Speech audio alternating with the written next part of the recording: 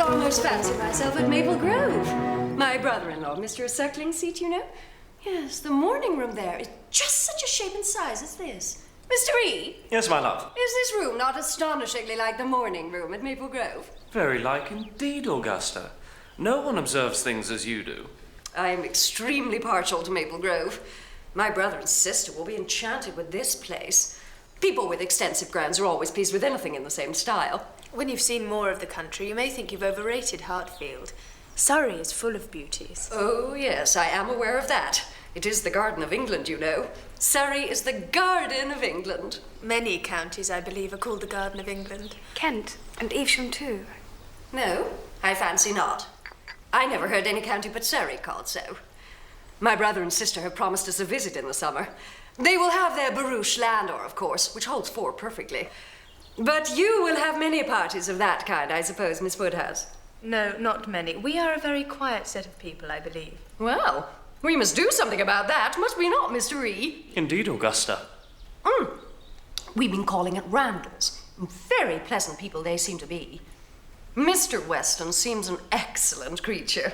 Quite a first-rate favourite with me already, I assure you. And Mrs. Weston, she was your governess, I think. I was astonished to find her so ladylike, quite the gentlewoman. And who do you think came in while we were there? Knightley. Knightley himself. My cara sposo had spoken of my friend, Knightley. Well, I declare he need not be ashamed of his friend. Knightley is quite the gentleman. And then Jane Fairfax. Oh, I quite rave about poor Jane Fairfax. And I've resolved to do what I can for her. I shall look out for a situation for her as a governess. Insufferable woman. With her caro sposo and her Mr. E.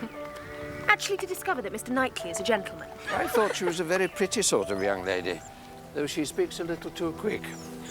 No doubt she'll make him a good wife, but I think he had better not have married. Come, Mr. Woodhouse. You mustn't be an enemy to every marriage. And poor Jane Fairfax, whatever her faults, has not deserved this. To be pitied and patronised by such a person. And now she must spend almost every day with the Eltons. With her taste and her pride.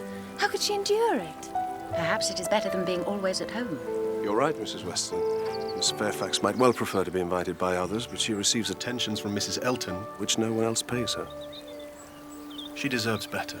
I know how highly you think of Jane Fairfax. Yes. Anybody may know how highly I think of her.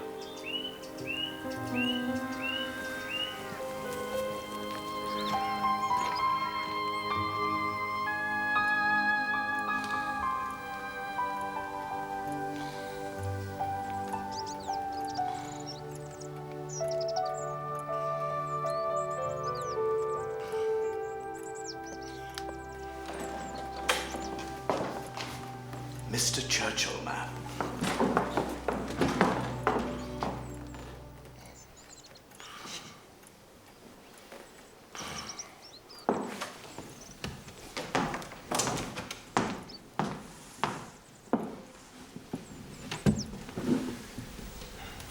I come as the bearer of evil tidings, or for me they are.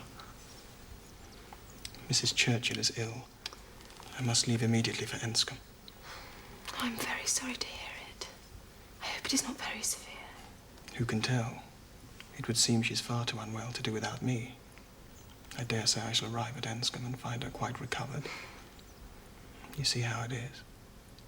I cannot refuse to go. No, of course you cannot. Of all horrid things, leave-taking is the worst. But you will come again. This will not be your only visit to Highbury. Oh, I suppose our poor Paul must be quite given up.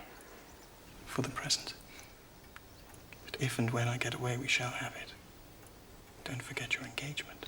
No, I promise you that. The first 2 dances. It has been such a fortnight. Every day more precious than the day before. Every day making me less fit to bear any other place. And you must be off this very morning. Yes, my father is to join me here. We will walk back together, and I must be off immediately. Not 5 minutes to spare, even for Miss Fairfax and Miss Bates. Oh, yes, I have called there. Passing the door, I thought it the right thing to do. In short, perhaps, Miss Woodhouse, I think you can hardly be quite without suspicion.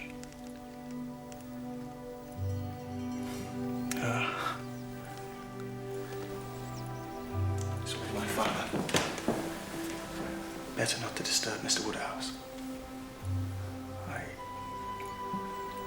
hope we shall meet again before too long.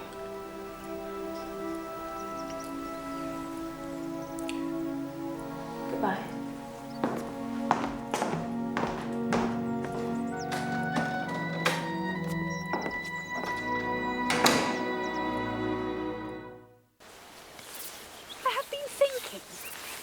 Forgive me, Miss Woodhouse, but are you very sad that Mr. Frank Churchill has had to go away?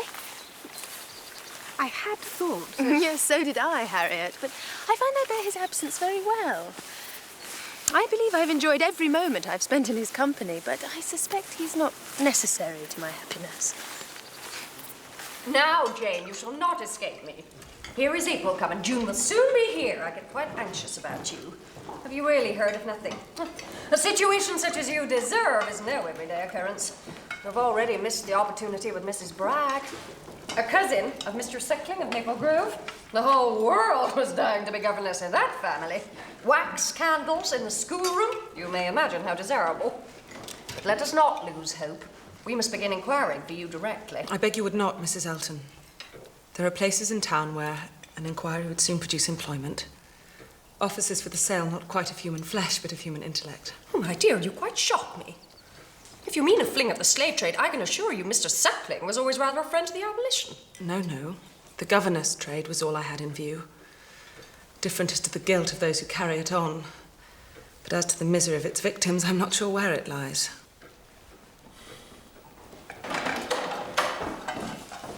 Mr. Weston.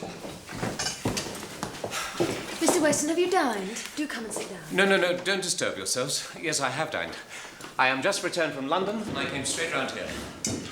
My dear, Frank is coming again. Next week. The whole family.